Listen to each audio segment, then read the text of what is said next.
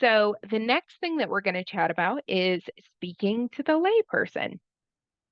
So, I wrote some like, did you know facts here? Number one, that according to Think Impact and a whole mess of other speak literacy and all sorts of other statistics, about 80% of the US adult population are literate, which means about 21% are illiterate, are not able to read and write at a kind of basic level. And 54% of the adults have literacy below a sixth grade reading level, and the average American is somewhere between the seventh and eighth grade reading level. So if we think about that in like, for me, it's helpful to conceptualize that as like child ages. So if I'm speaking to someone who has about the education, if they've gone through traditional schooling of about 12, 13, maybe 14, you can kind of get a sense of what you're trying to chat about in this way. So just think about that. Keep that kind of in the back of your mind. And next, kind of on the right hand side of this is speak to whoever your client is. So are you going after people who are brand new to therapy, or are you focusing on people who've done this before, who know kind of what the modalities and things that you're talking about are? Are you looking for clients who kind of have are college educated, who have specific expertise? I actually go for therapists. I do therapy with therapists, for example, or I do therapy with law enforcement, things like that. Think about who your client is, or if it's just kind of the average American, then kind of that seventh or eighth grade reading level is going to be important.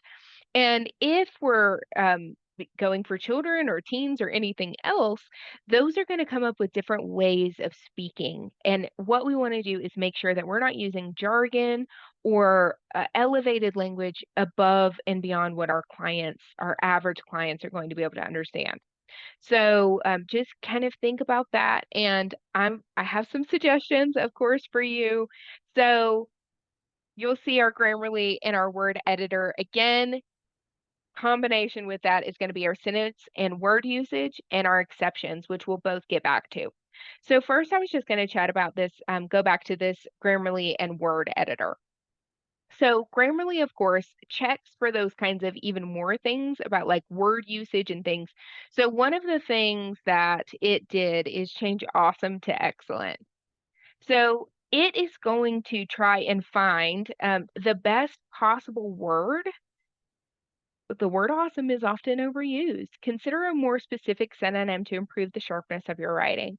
So I don't think you're probably going to have a difficulty with clients getting confused between the word awesome and excellent, but there are some things that will be more elevated when you have a longer paragraph when you put this in from your Psychology Today profile.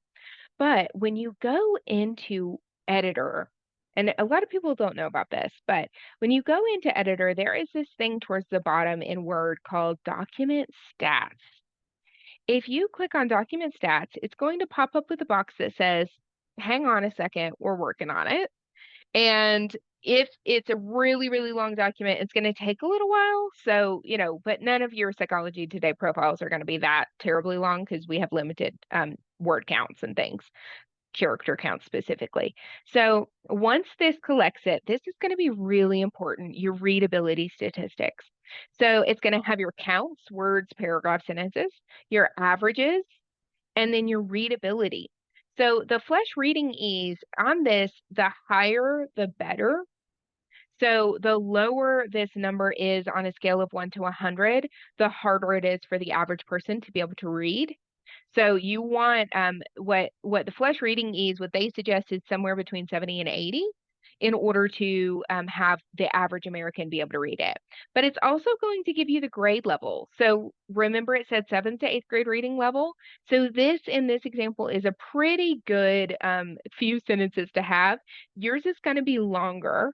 And the point about your sentence and word usage, we're going to come up to this section here, your averages. So sentences per paragraph, it gives me one. Words per sentence 8.5, and characters per word 5.2. So obviously, we're hopefully that makes a lot of sense to you, is the longer these things, the larger these numbers are, the higher your grade level and your ease of reading, the lower, the harder your reading ease is going to be. Because if you have a really long sentence without a ton of periods, it's going to increase. It thinks that's smarter, and it's a harder time to read it. People need natural breaks in sentences in order to kind of comprehend and process. So break up your sentences if you find that you have really large ones, and see what that does to your reading level. Make there be less words per sentence, and also to do that same thing to lower your grade level and improve your reading ease. Short sentences, not a ton of sentences in a paragraph. Press enter a few times, see how that changes things, and try and keep it as close to seventh or eighth grade reading level. So going back to the point about exceptions, so I'm going to give you a get out of jail free card here. The exception to these rules, using Grammarly, word editor, and your sentence and word usage, breaking those up, is going to be dependent on your client. So, for example, like I said earlier, you're a therapist for therapists. If you have therapists, the average therapist has at least a master's degree, and if you're working with psychologists or PsyDs and things like that, they're going to have even more years of schooling under their belt. If you tailor to people that are really, really bright, really smart, have a lot of education, it doesn't hurt to make your profile match who your client is. Difficult words. So I use, for example, postpartum is a big word.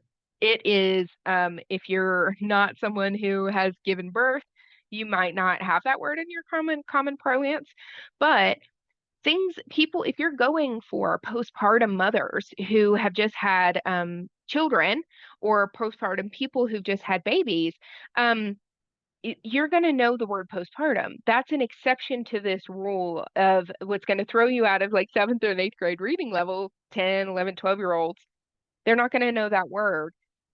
If your client, if your niche, if your specialty is in that region. So just kind of think about that too.